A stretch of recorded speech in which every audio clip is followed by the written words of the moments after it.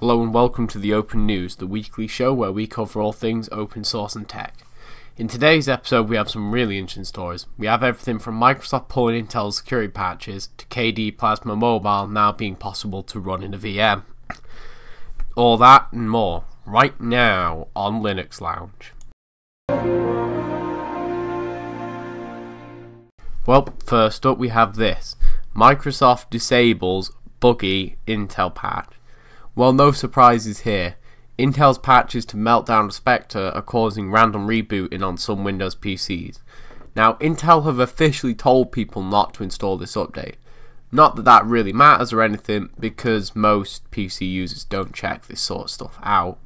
Honestly, Intel is a huge company. This should have been sorted out long before it got into the Windows update servers. But as a response to this whole situation, Microsoft has disabled the update.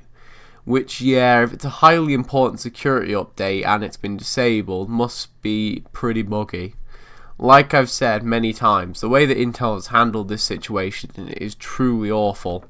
Well, with that being said, let's get on to the next story. Well, next up we have this. Libreoffice 6.0 released with dramatic improvements. Well, it seems Libreoffice has released a new update, and I must say this update brings some pretty interesting stuff. First up, they have improved compatibility with Microsoft Office documents, which is of course great since cross-compatibility with documents is very important.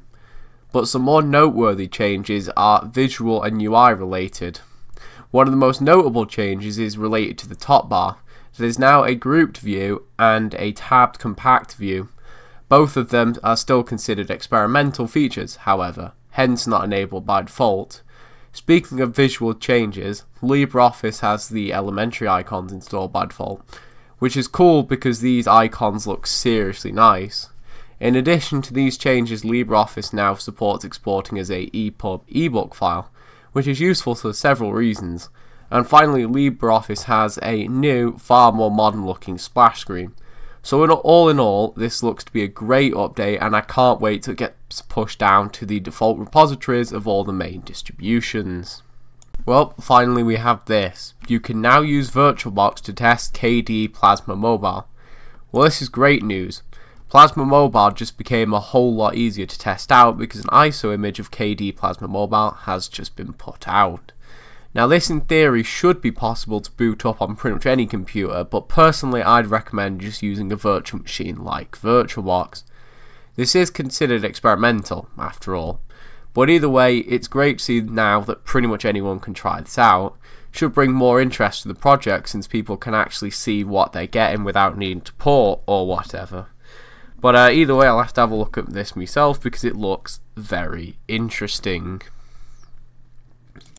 Well, that's all we have time for today. Please like, comment and subscribe. Press the little bell icon to get notified of new Open News episodes. And I will see you in the next video. Thanks for watching.